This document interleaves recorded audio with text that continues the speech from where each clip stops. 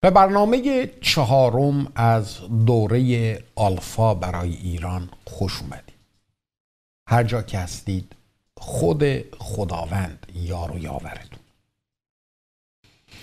برنامه گذشته با این سوال به آخر رسید: از کجا بدونیم که کتاب مقدسی که الان در دست ماست همون کلامی هستش که خدا به نویسندگان اصلی الهام کردش؟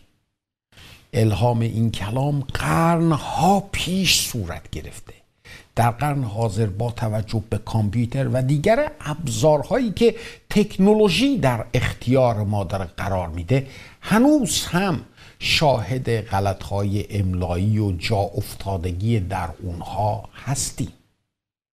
از کجا بدونیم که این کلام از یک چنین چیزی معصوم مونده؟ چطور میتونیم تصور کنیم که در طی قرونی که این گونه ابزار هنوز در دسترس نبوده، کلام خدا به همون معنا و شکل الهامی خودش به دست ما رسیده؟ از کجا بدونیم که کتاب مقدس از هر خطایی محفوظ مونده؟ از کجا بدونیم که کتاب مقدس تحریف نشده؟ کلام خدا از همون زمان ثبت و نگارش خودش از اهمیت زیادی برخوردار بودش و خود خدا هم در صحبتهای خودش دائم بر اهمیت کلامی که به اونها میگفت اشاره میکرد و دائم به اونها سفارش میکرد که کلام او رو مثل گنجینه بزرگ در قلب خودشون جای بدن. از همون بدو نگارش کلام همیشه گروهی از افراد منتخب و امین بودن که تمامی زندگی خودشون رو وقف نسخه برداری دقیق از پیام اولیه بکنن. این افراد که به کاتبان معروف بودن، نوشته های مقدس رو به دقت روی تومارها دست نویسی میکردن و اونها رو از هر گونه گزند و زیان محفوظش نگه میداشتن. در جواب به این سوال که آیا کتاب مقدس تحریف شده یا نه، کتاب مقدس رو از جوانب مختلف در این برنامه مورد بررسی قرار میدم. جواب اول به این شکله. بیایید بریم و در جواب به این سوال ببینیم که ادعای اصلی کتاب مقدس چی است. کتاب مقدس بر این ادعاست که خدا از شما محبت میخواد و خودش خیلی خوب میدونه که اگه شما او رو به درستی نشناسید، دوست داشتنش هم برای شما امری غیر ممکن خواهد بود. برای همین هم خدا عزم خودش رو بر اون قرار داده که خودش رو در معرض شناخت شما قرار بده و شما از طریق این کلام و از طریق حرفای او که در صفحات کتاب مقدس منعکس هستش بتونید با او در رابطه دو طرفه قرار بگیرید و از این طریق او رو به درستی بشناسید.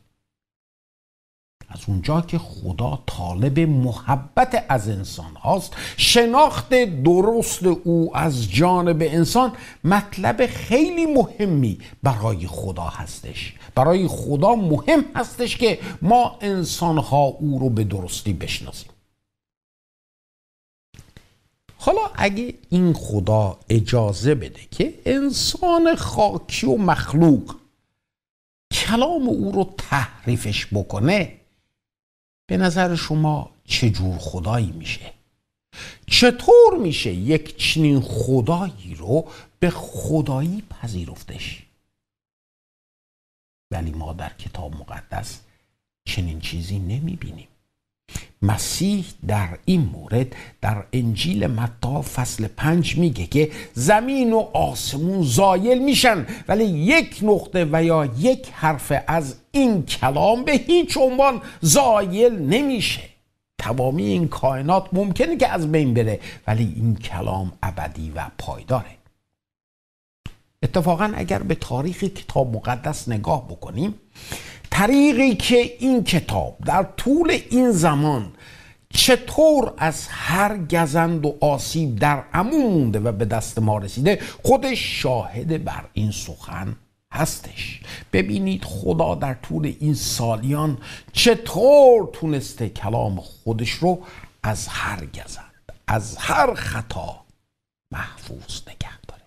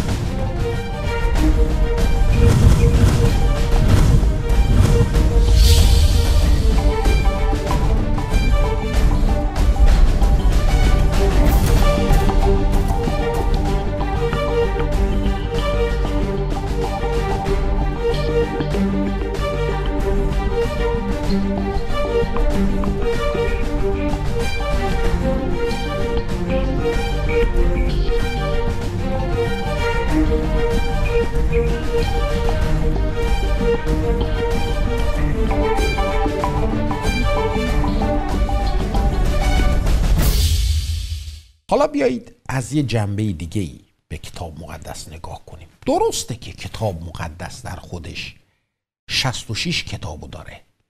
درسته که بیش از 40 نفر در طول 1600 سال در نوشتن دست داشتند، ولی همه این کتاب ها در یک موضوع مشترکند.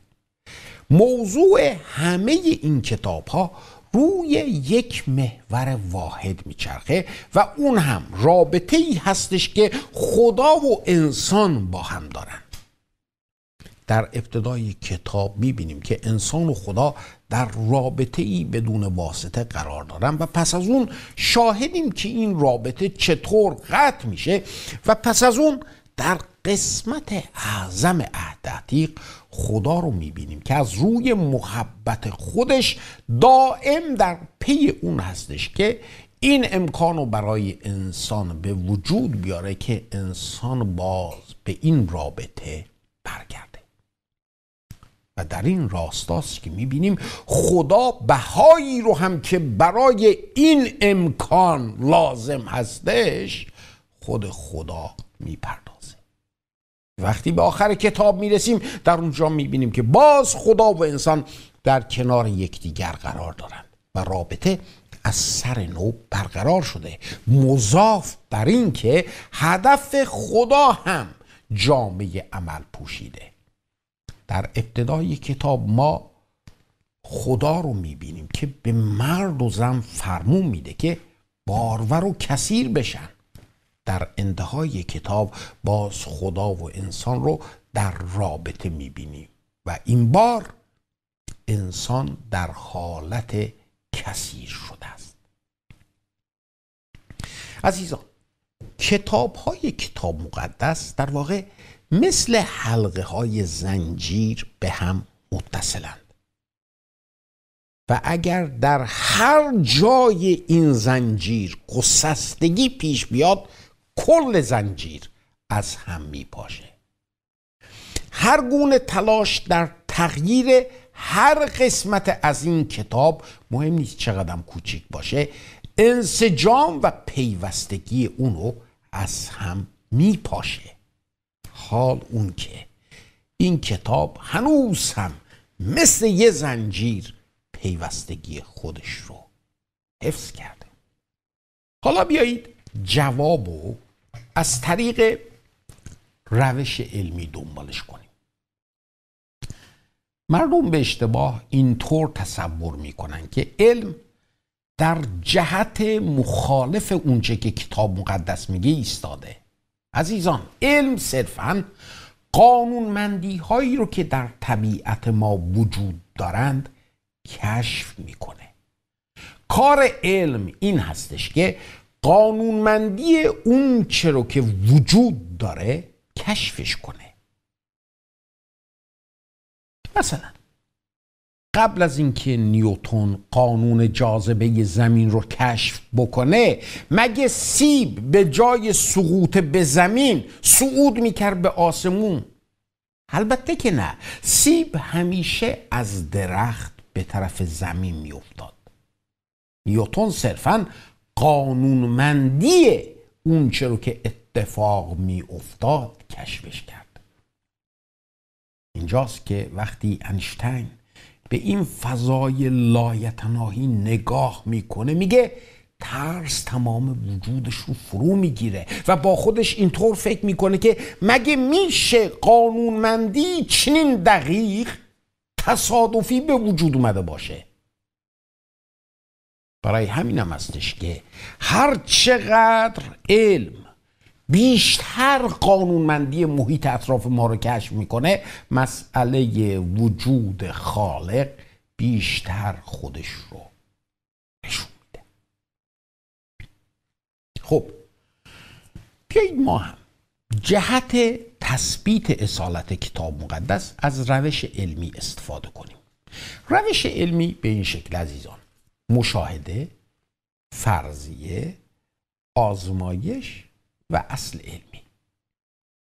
در روش علمی ما اول مشاهده میکنیم، بعدش بر اساس مشاهدات خودمون فرضیه بنا میکنیم.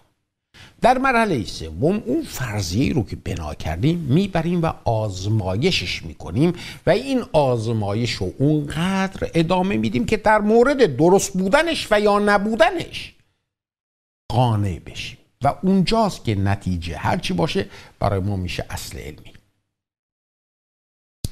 تأسف در این هستش که بیشتر اون چه که بر علیه کتاب مقدس گفته میشه صرفاً فرضیاتی هستش که حتی بسیاری از اونها بر اساس مشاهده درست هم بنا نشده، چه برسه به اینکه به قدر کافی آزمایش شده باشه. ولی افراد و رسانه ها این فرضیات و تئوری ها رو چنان ازش صحبت میکنن که انگاری اصلی علمی رو دارن عنوان میکنن. تئوری تکامل فقط یه تئوری بود، حتی روی مشاهده درست هم بنا نشده بود. مشاهده درست زمانی است که یه چیزی بارها اتفاق میفته تا بشه بر روی اون یه فرضیه گذاشت. گفتن این که انسان نوع تکامل یافته یه میمون هست بی آنکه شاهد اتفاق افتادن این امر، اونم نه یک بار بلکه چندین و چندین بار باشیم، فرضیه درستی نیست. و وقتی هم که اون موقع این فرضیه بی پایه رو مورد سوال قرار میدادی، این جواب از طرفدارانش میشنیدی: آقا نسل اون میمونه به خصوص منقرض شده. میدونید این صحبت اونا دقیقاً به چی میموند؟ این که من بگم میدونید چیه؟ من تو خونه‌مون یه فیلی دارم که فقط من میتونم ببینم. به محض اینکه یه نفر دیگه وارد خونه میشه این فیل ناپدید میشه، فقط من میتونم ببینم. خب شما خیلی علاقه‌مند میشین که چقدر جالب، منم میتونم باتون بیام به منزل این فیلو ببینم. که البته بفرمایید. و شما هم با بنده میایید به منزل. به محض اینکه وارد میشید نگاه میکنید چیزی نمیبینید، برمیگردید به من میگید بابا پس اون فیلی که گفتی کوش، من که نمیبینم. و اینجاست که من برمیگردم میگم خب من که گفته بودم. خب این حرف اون افراد مثل این بوده. جالب اینه که هرچه که علم پیشرفت میکنه قانونمندی این دنیا و کائناتی که توش داریم زندگی میکنیم بیشتر و بیشتر کشف میشن و با کشف اونها تئوری های بشر ساختم مثل حباب های روی آب از هم میترکن. ولی چی بگم که بشر هنوز هم از ساختن تئوری های بی اساس دست بر نمیداره. در روش علمی فرضیه روی مشاهده بنا میشه. مشاهده اتفاقی که در شرایطی به خصوص به یک شکل صورت میگیره، مثل کتری آب که در اثر حرارت نهایت به جوش میاد. این اتفاقی که دائم داره رخ میده. برای همین هم بر اساس این مشاهده فرضیه بنا میشه و این فرضیه در مکانهای مختلف در شرایط مختلف مورد آزمایش قرار میگیره و نتیجه اون این اصل علمی میشه که آب در سطح 0 درجه که در واقع در سطح ارتفاع کنار دریای آزاده در 100 درجه حرارت به جوش میاد. این اصل علمی نتیجه آزمایش های مختلفه و درستی اون رو شما هر جا که بخواید و هر وقت که بخواید میتونید آزمایشش کنید. حالا بیایید کتاب مقدس رو هم به این شیوه آزمایش کنیم. خب در ابتدای یک کتاب ما با داستان خلقت روبرو هستیم و بعدش هم شاهد کار خالقی هستیم که با قدرت کلام خودش هستی رو از نیستی به وجود میاره. بنای هر گونه فرضیه‌ای که بشه آزمایشش کرد اصلا غیر قابل تصوره. بعد اونش هم با تاریخی که کتاب مقدس داره مطرح میکنه روبرو هستیم. علم باستانشناسی البته که درستی این تاریخ رو با بیرون کشیدن مکانها و اسناد مربوط به اون به ثبوت رسونده، ولی از اونجا که اون بخش مربوط به خلقت رو نتونستیم یه جورهایی به آزمایشگاه ببریم، هنوز هم با توجه به اون چه که علم باستانشناسی میگه در دل ما شک وجود داره. راستی هم چه چیزی از این کتاب مقدس رو میشه به آزمایشگاه برد که برای من و شما واقعاً قابل قبول باشه و ما رو در صحت و درستی مطالبی که بیان میکنه قانعمون بکنه؟ اون چرا که کتاب مقدس در مورد خدا و کارهای خدا داره بیان میکنه نمیتونیم به آزمایشگاه ببریم، ولی فراموش نکنیم که موضوع اصلی کتاب مقدس چی هست؟ رابطه خدا و انسان. در کتاب مقدس خدا فقط خودش رو به ما نمیشناسونه، بلکه خود ما رو هم به ما میشناسونه. درسته که خدا و کارهای او رو نمیتونیم به آزمایشگاه ببریم، ولی انسان رو که میتونیم. واقعا هم میتونیم اون چرا که کتاب مقدس در مورد من انسان میگه ببریم به آزمایشگاه. کتاب مقدس در مورد من و شما چی میگه؟ اینکه ما مخلوق هستیم، آفریده به صورت خدای خالق. اینکه ما از همون بدو خلقت با خالق خودمون در رابطه دو طرفه قرار داشتیم و در این رابطه آنچه که قویاً عمل میکرد محبت بود. کتاب مقدس میگه که ما انسان‌ها از موهبت اراده آزاد برخوردار بودیم. اینو خالقمون به ما داده بود. چرا که رابطه ای که خدا به دنبال اون هستش رابطه کاملا صحیحه، رابطه درست، رابطه ای که بر اساس اراده آزاد صورت بگیره و اراده آزاد برش حاکم باشه.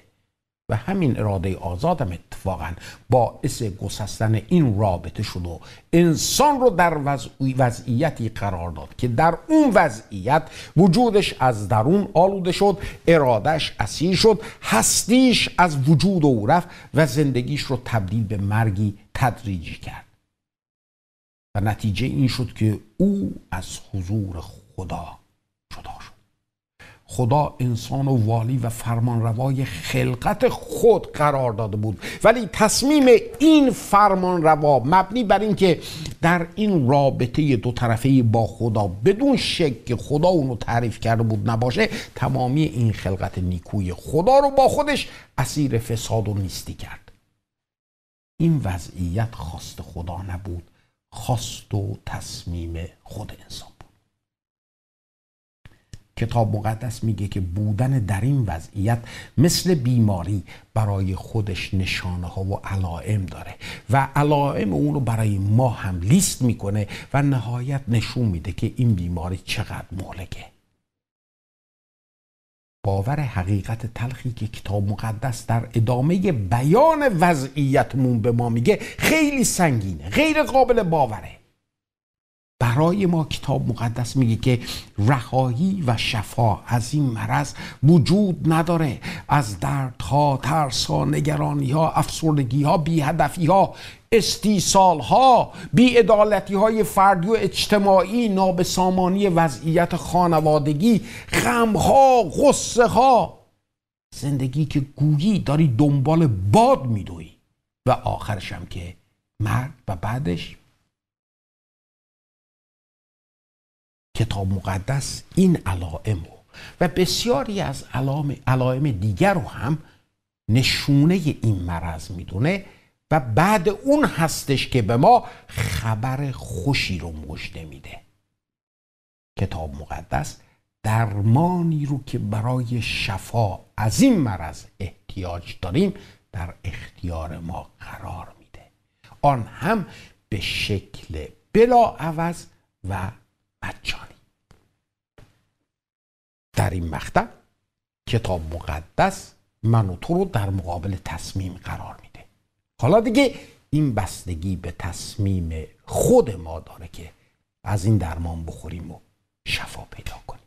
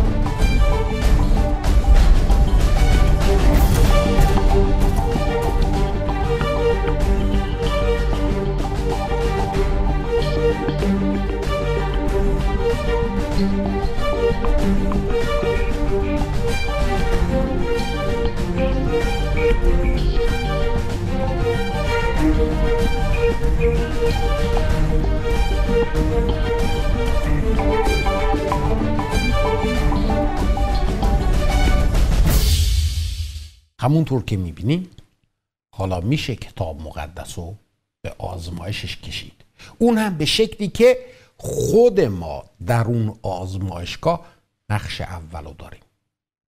انجام این کار دیگه بستگی به خود ما داره و اینکه تا چه حد با خودمون صادق هستیم.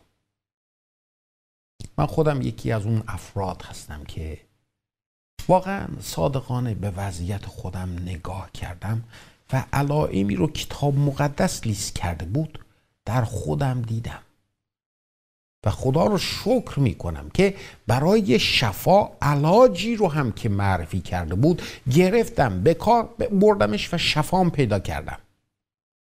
میپرسید از کجا اینو میدونم که شفا پیدا کردم؟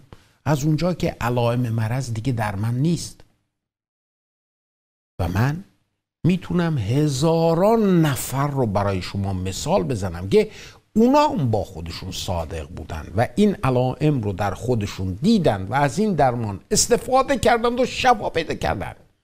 این افراد از یه ملیت نیستن، از ملیت‌های مختلف، فرهنگ‌های مختلف، زبان‌های مختلف، مکان‌های مختلف هستن، ولی تجربه همه‌شون یکیه و اون هم شفایی هستش که در زندگیشونه و اون شفا خودش نشان دهنده حقیقت کلام خدا هستش. یادتون هسته گفتم مطالب کتاب مقدس مثل زنجیر به هم متصلن. این حرف به این معنیه که اگه درستی یک قسمت ازش ثابت بشه یعنی اینکه بقیه قسمت هم درسته و اگر غلط بودن یک قسمت از اون ثابت بشه بقیه اونم مسلمه که زیر سوال میره. کلام خدا رو در اون چه که در مورد انسان میگه به آزمایش میکشیم و درستی اون ثابت میشه و همین خودش دلیلی بسیار قوی بر درستی بقیه قسمتاش هست. مطالب مربوط به خدا عزیزان شاید در قوه تعقل ما نگنجه، ولی این به اون معنی نیستش که غلطه. این مطلب فقط مخلوق بودن ما رو نشون میده و باز بر ما ثابت میکنه که چیزی که در تعقل ما نگنجه میتونه امری در ماورای قوه تعقل ما باشه، چرا که ما مخلوقی بیش نیستیم. کلام خدا نه فقط حقیقته بلکه حقیقت مطلق هم هست.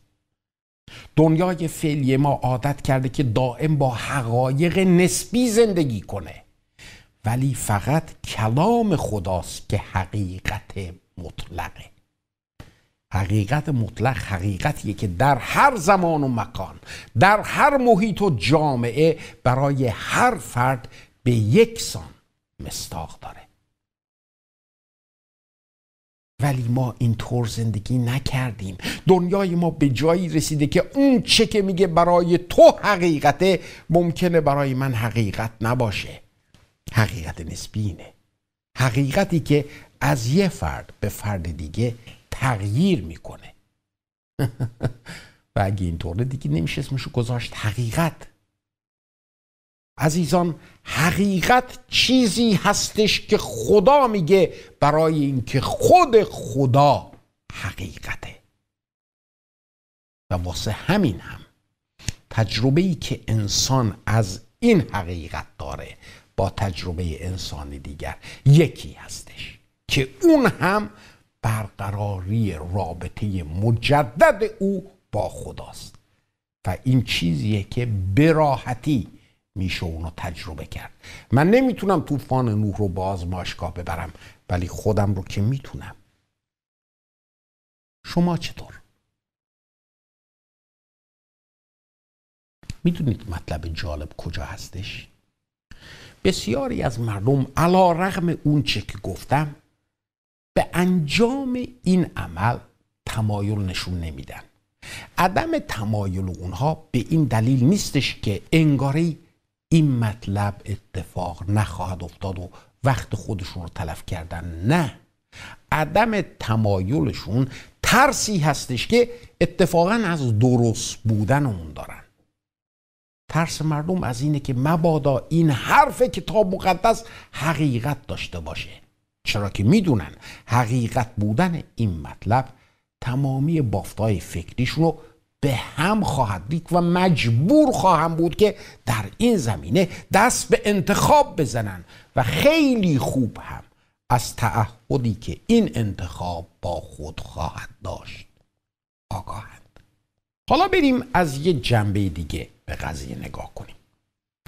ببینید، وقتی مردم مدعی میشن که کتاب مقدس تحریف شده، این حرفشون به این معنی هستش که در این زمینه از اطلاعات کافی برخوردارن، واسه اینکه اگه نمی داشتن نمیتونستن اینقدر مطمئن یک چنین حرفی رو به زبون بیارن.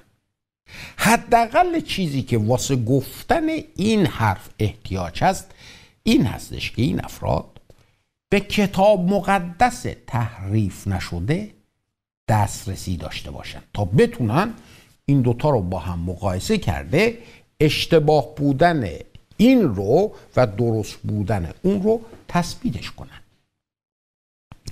بذارید مثالی بزنم مطلب براتون روشن میشه. ببینید، اگه من به رنگ پیراهن یه نفر رو نگاه بکنم و بگم که ببین رنگ قرمز این پیراهن زیادم قشنگ نیست، خب این حرف من در واقع داره اینو میگه که بنده در ذهن خودم نسبت به رنگ قرمز قشنگ معیار و محک دارم و وقتی که رنگ پیراهن قرمز اونو با اون شاخصی که در ذهنم دارم مقایسه میکنم، رنگ قرمز این یکی کم میاره. ما هر بار که دست به مقایسه میزنیم در اون رابطه نشون میدیم که در ذهنمون یه شاخص داریم. واسه همینم برای فردی که مدعی تحریف شدگی این کلامه لازم میاد که بدون کلام تحریف نشده کجاست و این دوتا رو عملاً با هم مقایسه کرده باشه و تحریف شدگی این یکی رو از این طریق فهمیده باشه و هر زمان هم که بخواهیم هم اصل رو و هم قسمت‌های تحریف شده رو نشون بده. در طول این 21 قرن هنوز هیچ کس پیدا نشده که کتاب مقدس تحریف نشده رو عرضه بکنه و قسمت‌های تحریف شده رو نشون بده. من این حرف رو بیشتر از دوستان مسلمان میشنوم و اغلب این سوال رو براشون مطرح میکنم: دوست عزیز من، شما که تا این حد در این زمینه معلومات دارین، لطفاً در این زمینه بندرم آگاهی بدین. کتاب مقدس در چه زمانی تعریف شد؟ اگه جواب این سوال براتون سخته، سوال رو براتون آسان تر کنم. آیا کتاب مقدس قبل از ظهور حضرت محمد تعریف شد یا بعد از اون؟ همیشه وقتی این سوال رو میکنم یک سکوت طولانی حاکم میشه. ببینید، اگر کتاب مقدس قبل از حضرت محمد تحریف شده باشه، پس چرا در قرآن مخصوصا در آیات مکیش میبینیم که دائم از اقتدار کتاب مقدس صحبت میشه؟ مخصوصا مثلا در آیه 53 سوره عنکبوت میبینیم که دیگه اونجا اقتدار کتاب مقدس مورد تأیید قرار میگیره. در بسیاری از جاها میبینیم که حضرت محمد برای اقتدار خودش دنبال تأیید از عهد عتیق هستش. و اگر ادعا بشه که کتاب مقدس بعد از حضرت محمد تعریف شده، خب عدم صحت این کلام الان بر همه آشکاره. حضرت محمد در قرن 7 میلادی ظهور کرد، حال اون که ما از قرن 3 میلادی بیش از 5000 نسخه از عهد جدید رو در دست داریم. قدیمی ترین نسخه عهد عتیق به 250 سال قبل از میلاد مسیح برمیگرده که به عنوان تومارهای دریای مرده معروفه. این شواهد امروز در موزه ها و کتابخونه ها در معرض دید همه قرار داره و قدمت اونها رو هم که علم باستانشناسی خیلی خوب تثبیتش کرده. بذارید اصالت کتاب مقدس رو با مقایسه‌ای که با دیگر آثار ادبی کلاسیک میکنم بهتون نشون بدم. از آثار نویسندگان معاصر رسولان نسخه های خیلی کمی در دسته که قدمت قدیمی ترین اونها میرسه به 900 میلادی، حال اون که از عهد جدید همونطور که گفتم بیش از 5000 نسخه، نه چند تا نسخه، 5000 نسخه موجوده که قدمت اونها به 900 نه به 350 میلادی میرسه. هیچ کتابی به اندازه کتاب مقدس از خودش آثار باقی نگذاشته و امکان ادعای تعریف شدگی رو به هیچ کس نمیده. تو این گونه بحثا مردم صحبت از انجیل برنابا میکنن و فکر میکنن که انجیل تحریف نشده انجیل برناباست و اصرار بر اون دارن که این انجیل رو برنابای حواری نوشته. اغلب صحبت از اون میشه که در زمان رسولان اناجیل دیگری هم نوشته شد، ولی کلیسا بنا به مصلحت خودش فقط 4 روایت رو به عنوان اناجیل الهامی پذیرفت و بقیه رو رد کرد. این حرف درست نیست. کلیسای مسیح از همون ابتدا با فلسفه ناستیکی چهل به چهر بوده. پیروان این فلسفه معتقد بودن که نجات نه از طریق عیسی مسیح بلکه از طریق دانشه و برای نجات باید به آن دانش به خصوص دست پیدا کرد و خودشون مدعی بودن که اونو صاحب هستن. من افراد فلسفه یونان رو با عناصر یهودیت مخلوط کرده بودن و در مورد خدا و انسان و کائنات و خلقت عقایدی مخدوش با اونچه که کتاب مقدس میگفت ابراز میکردن. در اواخر قرن اول نفوذ و فشار این فلسفه بر کلیسا چنان بود که یوحنای رسول نیاز میبینه که انجیل 4 رو به قلم بکشه و با الهام از روح القدس ایمان راستین مسیحی و شخصیت واقعی عیسی مسیح رو در مقابل چشم دنیا قرار میده. پیروان فلسفه ناستیکی هم دست زده بودن به نوشته‌های مختلف و اون چرا که نوشته بودن به برخی از نزدیکان مسیح و رسولان نسبت میدادن. واسه همین هم کلیسا بالاخره بران شد که کتاب‌های الهامی رو مشخص کنه و اونها رو از کتاب‌های ناستیکی جداشون بکنه که این کار رو به الهام و قوت روح القدس انجام داد. قدمت انجیلی که به عنوان انجیل برنابا معروف هستش میرسه به قرن 16. این انجیل توسط یکی از کشیشان اخراج شده از نظام کلیسای کاتولیک نوشته شده.